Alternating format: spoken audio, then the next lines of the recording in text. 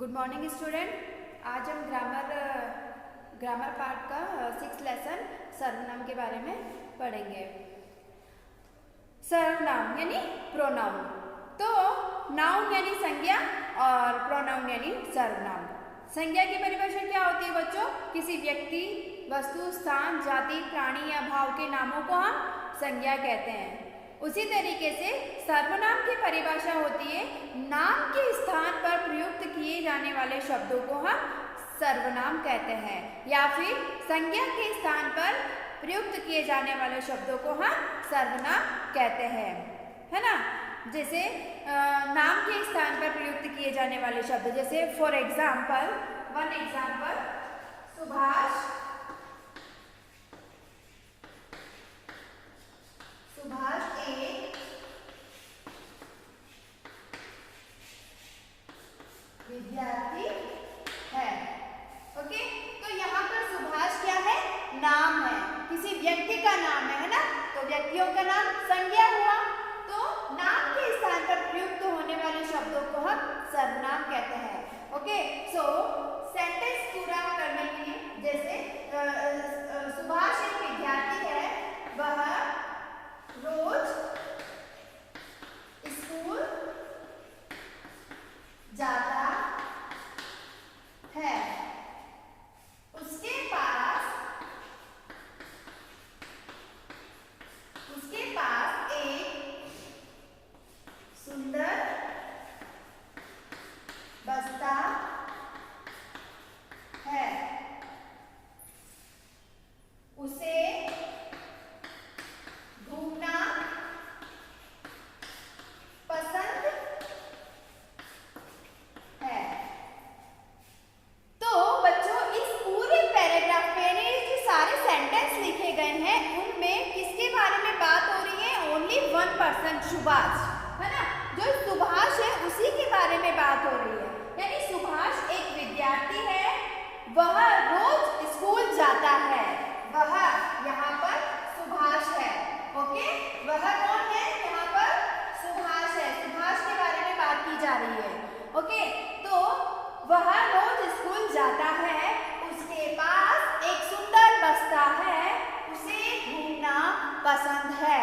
तो बच्चों, यहाँ पर फर्स्ट में हमने उसका नाम लिखा और बाद में हमने क्या किया? नाम के बदले में हमने सर्वनाम शब्दों का उपयोग किया है ना। तो ये वह, उसके और उसे, ये सब क्या है? सर्वनाम शब्द है। तो नाम के बदले प्रयुक्त किए जाने वाले शब्दों को हम क्या कहते हैं? सर्वनाम कहते हैं। आया समझ में आपको? तो ये जो हम सुभाष नाम है उसको हम बार बार रिपीट नहीं करते हैं।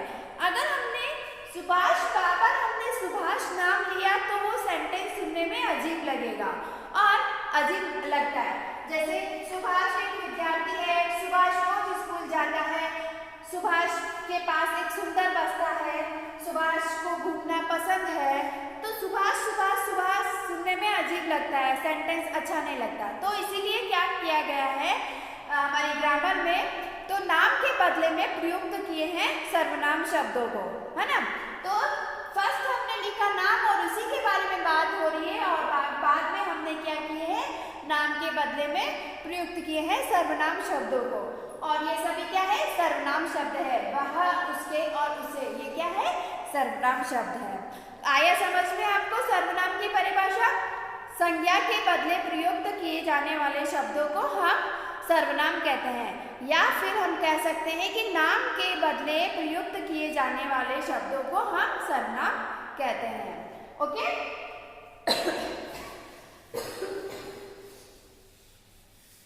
और सर्वनाम जो है वो 6 प्रकार के होते हैं बच्चों। कितने प्रकार के होते हैं? 6 प्रकार के होते हैं। पहला, पुरुषवाचक सर्वनाम।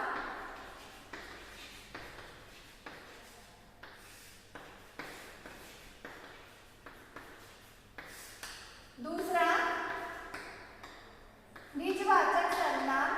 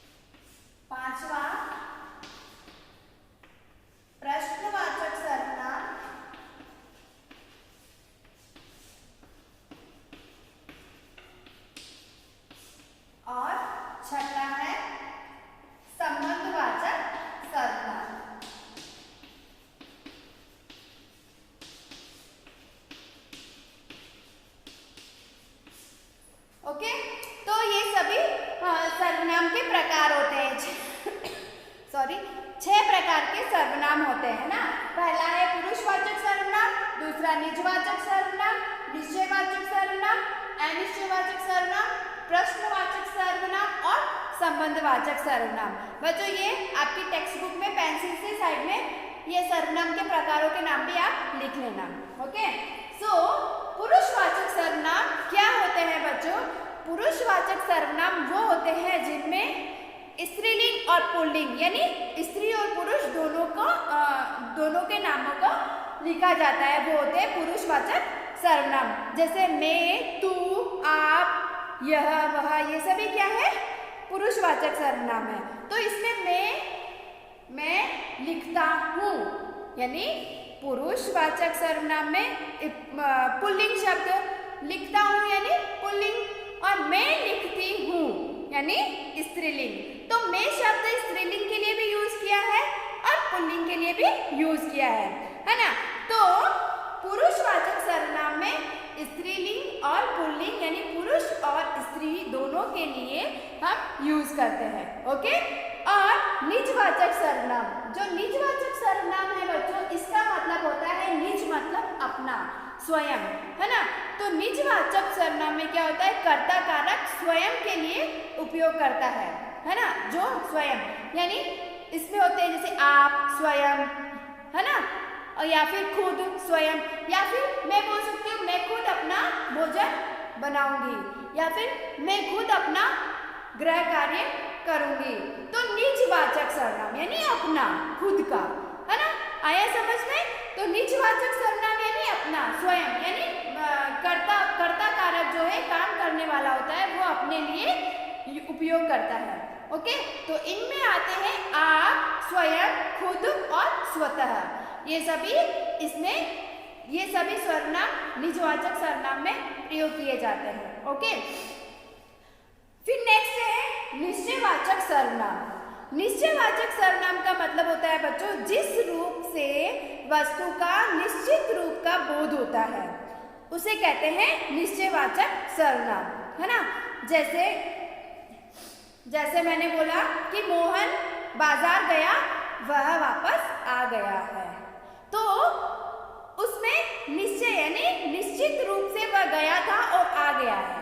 तो इसका मतलब क्या हुआ कि वो निश्चय यानी निश्चित रूप का पता चल रहा है हमें कि निश्चित रूप से वो बाजार भी गया था और वापस आ भी गया है ना। तो इसको हम क्या कहेंगे? निश्चयवाचक सर्वनाम, यानी जिस शब्द रूप से हमें पता चल उसके निश्चित होने का पता चलता है उसको हम कहते हैं निश्चयवाचक सर्वनाम। तो उसमें निश्चयवाचक सर्वनाम में आते हैं यह, वह, ये और वे। ओके, नेक्स्ट है अनिश्चयवाचक सर्वनाम, है ना। अनिश्चयवाचक सर्वनाम में क्या होता है? निश्चयवाचक का उल्टा यानी अपोजिट। निश्चयवाचक में निश्चित रूप का पता चलता है और अनिश्चयवाचक में उसके निश्चित रूप का पता नहीं चलता है। जैसे वह कब आएगा, कब, या फिर वह देखो दरवाजा खोल, देखो कोई आया है, यानी अब हमें पता नहीं है कि कौन आया है, निश्चित रूप से हमें पता नहीं है कि कौन आया है, तो वो अनिश्चयवाचक सर्वनाम हुआ। तो अनिश्चयवाचक सर्वनाम में हम यूज करते हैं कोई, कुछ और किसी, है ना। तो हम ये इन शब्दों का प्रयोग हम अनिश्चयवाचक सर्वनाम में करते हैं। अनिश्चयवाचक सर्वनाम का मतलब है उसका निश्चित रूप का पता नहीं चलता है, और निश्चयवाचक सर्वनाम में निश्चित रूप का पता हमें चल जाता है ना। जैसे मैंने बोला कि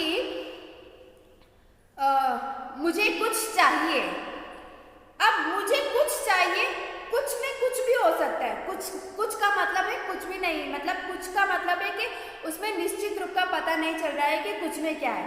अब जैसे मैं बोलूँगी कि मुझे यह पुस्तक चाहिए, तो अब इसमें निश्चयवाचक सर्वनाम है कि निश्चय यानी निश्चित रूप से मैं बता रही हूँ कि यह पुस्तक ही मुझे चाहिए, है ना। तो उसमें पता चल गया कि निश्चित रूप का पता चला है कि वह पुस्तक मुझे चाहिए।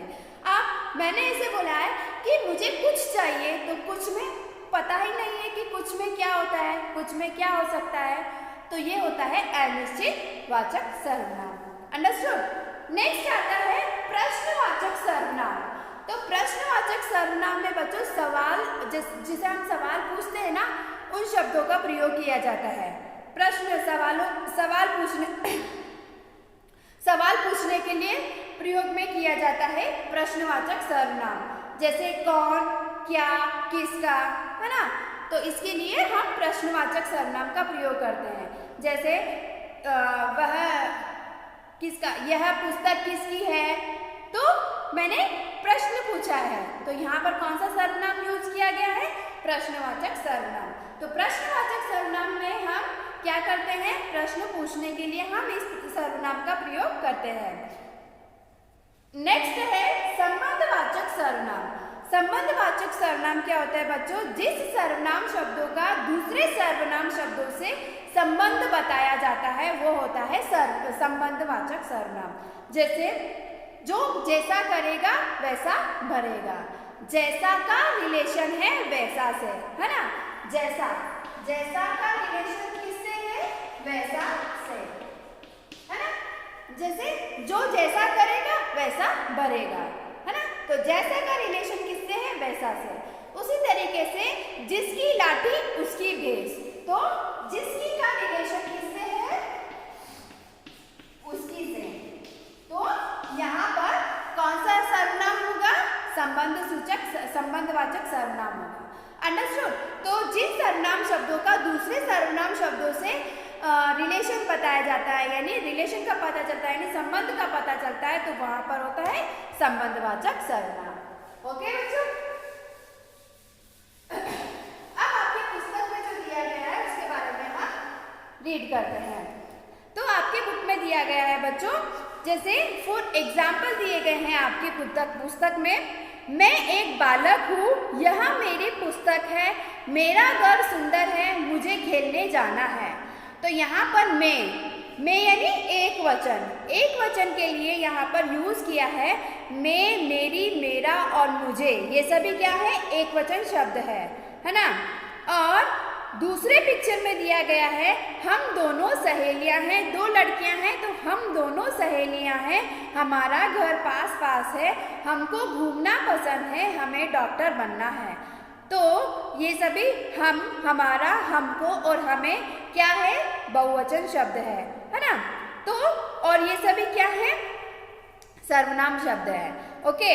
तो मैं, मेरी, मेरा और मुझे शब्द किसी न किसी संज्ञा शब्द के स्थान पर आए हैं और वक्ता का बोध कराते हैं। ये सभी शब्द सर्वनाम हैं और एक वचन के रूप में प्रयोग किए जाते हैं। यानी संज्ञा शब्द हो सकता है, इस लड़के का नाम कुछ भी हो सकता है, लेकिन उस लड़के का नाम की जगह क्या हमने सर्वनाम शब्दों का प्रयोग किया है। मैं, मेरी, मेरा, मुझे, ये सभी क्या है, सर्वनाम शब्द है। ओके। और ये एक वचन है। उसी तरीके से हम, हमें, हमारा और हमको शब्दों का प्रयोग संज्ञा के स्थान पर किया जाता है और वक्ताओं का बोध कराते हैं। ये सभी शब्द सर्वनाम हैं और बहुवचन के रूप में प्रयोग किए जाते हैं। जो ये हम, हमें, हमारा और हमको जो शब्द है, ये सभी क्या है, सर्वनाम शब्द है और इन सभी शब्दों का प्रयोग हम बहुवचन रूप में, बहुवचन के लिए प्रयोग करते हैं। Understood children. नेक्स्ट है तुम यहाँ बैठी हो, तुम्हारा नाम क्या है, तुमको घर नहीं जाना, तुमने खाना खा लिया। तो तुम, तुम्हारा, तुमको, तुमने, ये सभी क्या है, एक वचन है। उसी तरीके से बच्चों आपको कल पिकनिक चलना है, अपने टिफिन साथ लाना है, आपसे अनुशासन की आशा है। तो आप, आपको, आपने और आपसे, ये सभी क्या है, बहुवचन है। ओके। तो तुम, तुमने, तुम्हारा और तुमको शब्दों का प्रयोग किसी न किसी संज्ञा के स्थान पर किया गया है और सुनने वालों का बोध कराता है। ये सभी शब्द सर्वनाम हैं और एक वचन के रूप में प्रयोग किए जाते हैं। तो ये शब्द भी सर्वनाम शब्द हैं और इन शब्दों का प्रयोग हम एक वचन में करते हैं और आपको, आपने, आपसे शब्दों का प्रयोग हम बहुवचन के लिए करते हैं और ये भी सर्वनाम शब्द ही हैं। वह विद्यालय जा रहा है, उसने बस्ता टांग रखा है, उसे पढ़ने में विशेष रुचि है, उसको समय पर आना पसंद है। तो वह, उसने, उसको, उसे, ये सभी क्या है, एक वचन शब्द है। और इन शब्दों का प्रयोग किसी न किसी संज्ञा के स्थान पर किया गया है और ये किसी अन्य का बोध कराते हैं, यानी कोई अदर पर्सन का इन शब्दों से किसी अदर पर्सन का पता चलता है। ओके, वह विद्यालय जा रहा है, यानी वह क्या है, अदर पर्सन है। ओके, उसने बस्ता टांग रखा है, तो ये सभी किसका बोध कराते हैं, अदर पर्सन का, यानी किसी अन्य व्यक्ति का अन्य का बोध कराते हैं। ओके, वे खेल रहे हैं, उन्होंने गेंद पकड़ी है, उन्हें खेलना पसंद है, उनका नाम श्याम और रीटा है। तो वे, उन्होंने, उन्हें, उनका, ये सभी क्या है, बहुवचन है। तो वे, उन्होंने, उनका, उन्हें शब्दों का प्रयोग संज्ञा शब्दों के स्थान पर किया है और ये शब्द किसी अन्य का बोध कराते हैं। ये सभी शब्द सर्वनाम हैं और बहुवचन के रूप के लिए प्रयोग किए जाते हैं। ओके, यह कुतुब मीनार है, इसे कुतुबुद्दीन ने बनवाया था। इसकी ऊंचाई 238 फीट है, इसमें 378 सीढ़ियां हैं। इसमें एक वचन शब्द है और ये किसी न किसी संज्ञा के स्थान पर प्रयुक्त किए गए हैं और इनका प्रयोग हम एक वचन के लिए करते हैं। उसी तरीके से ये गायें हैं, इन्हें गौएं भी कहते हैं, इनका दूध लाभदायक होता है, इनको घास खाना अच्छा लगता है। ये सभी शब्द बहुवचन शब्द है और ये सभी शब्द सर्वनाम शब्द हैं और इनका बहुवचन शब्दों के लिए किया जाता है। अंडरस्टूड चिल्ड्रन, आया समझ में आपको? तो एक वचन बहुवचन शब्द कौन से हैं और इनका प्रयोग कैसे किया जाता है वो आपको इस बुक में आपको इस तरीके से आपको एक्सप्लेन किया गया है। ओके, तो अब आती है हमारी नेक्स्ट एक्सरसाइज, उचित सर्वनाम शब्द चुनकर वाक्यों को पूरा करना है। तो सेंटेंस दिया गया आपका, मैं डैश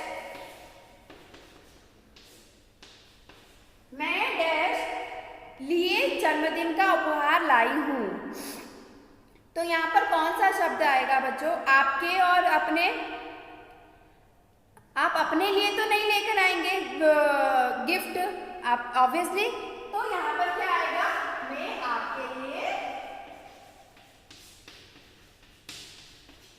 मैं आपके लिए जन्मदिन का उपहार लाई हूं। तो वहां पर क्या लिखेंगे हम? आपके लिए। ओके, नेक्स्ट है, हमेशा समय पर कार्य करता है। हमेशा समय पर कार्य करता है लिखा हुआ है लास्ट में, और कार्य करता है यानी अन्य का पता चल रहा है इससे, तो हम वहां पर क्या लिखेंगे? वह। तो डैश में हम लिखेंगे वह। ओके, सेकंड है, वह हमेशा समय पर कार्य करता है। सेकंड, हम कल डैश सब लोग चिड़ियाघर देखने जाएंगे। जाएंगे यानी हम सब। अगर यहाँ पर होता तुम सब लोग चिड़ियाघर देखने जाओगे, जाओगे होता तो वहां हम लिखते तुम, है ना? तो वहां क्या आएगा? थर्ड में हम। फोर्थ है, बड़ी दूर से आए हैं। आए हैं, अगर वहां लिखा हुआ होता आया है, आया है हम एक वचन के लिए यूज करते हैं। तो आए हैं शब्द लिखा हुआ है तो इसके लिए क्या होगा? वे बड़ी दूर से आए हैं, है ना? वे शब्द हम बहुवचन के लिए प्रयोग करते हैं। नेक्स्ट एक्सरसाइज है बच्चों आपकी, वाक्यों में उचित शब्द लिखकर उन्हें पूरा करना है। तो नाम के स्थान पर आने वाले शब्दों को हम क्या कहते हैं? क्या लिखेंगे हम वहां पर? यस, सर्वनाम कहते हैं। नेक्स्ट है सेकंड, में शब्द किसका बोध कराता है? वक्ता का, यानी जो बोलने वाला है। अब यहाँ पर मैं बोल रही हूँ अभी, तो मेरे लिए मैं ही बोलूंगी, तो मैं शब्द किसका बोध कराता है? वक्ता का। तो हम वहां लिखेंगे वक्ता। वह शब्द किसका बोध कराता है? वह शब्द किसी अन्य का बोध कराता है, तो हम वहां लिखेंगे किसी अन्य।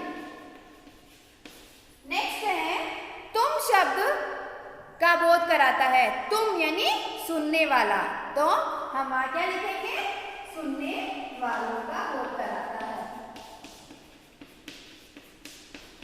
सुनने वालों का बोध कराता है।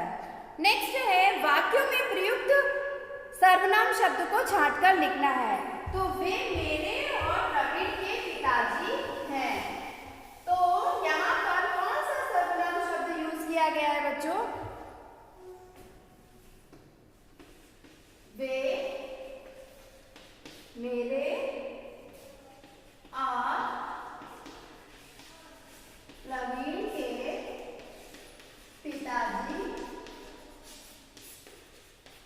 है। तो यहाँ पर कौन सा सर्वनाम शब्द यूज किया गया है बच्चों? वे और मेरे। तो हम वहां पर क्या लिखेंगे? वे और मेरे। हम कल तुम्हारे साथ बाजार जाएंगे। सेकंड क्या है? हम कल तुम्हारे साथ बाजार जाएंगे।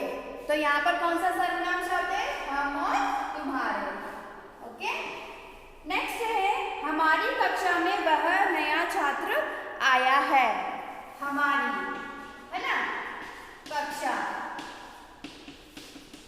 में वह नया छात्र आया है। तो कौन सा है यहाँ पर सर्वनाम? हमारी और वह। नेक्स्ट है उन्होंने यह भोजन हमारे लिए भेजा है। उन्होंने यह भोजन हमारे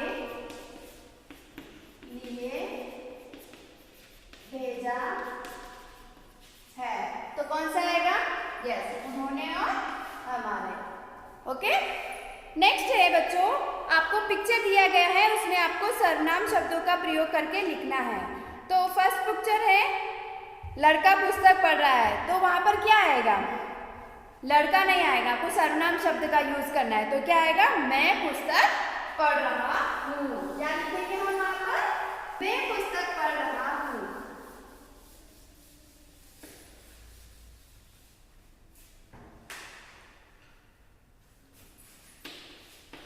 मैं पुस्तक पढ़ रहा हूँ। सेकेंड पिक्चर दिया गया है बच्चों, दो लड़के पुस्तक पढ़ रहे हैं। तो वहां पर हम लड़कों की जगह क्या यूज करेंगे? सर्वनाम शब्द हम पुस्तक पढ़ रहे हैं। क्या लिखेंगे हम? हम पुस्तक पढ़ रहे हैं।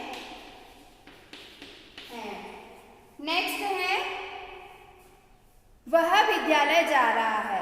तो क्या लिखेंगे हम? वह विद्यालय जा रहा है।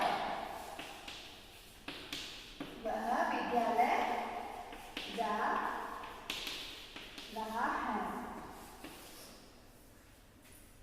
यहाँ पर दो लड़के खेल रहे हैं और लड़की इशारा कर रही है। तो लड़की बोल रही है ना? तो वो क्या बोलेगी कि वे खेल रहे हैं, है ना?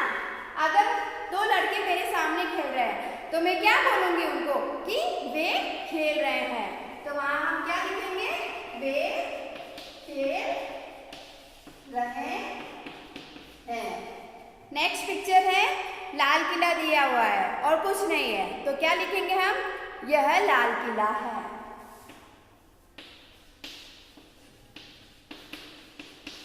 यह लाल किला है।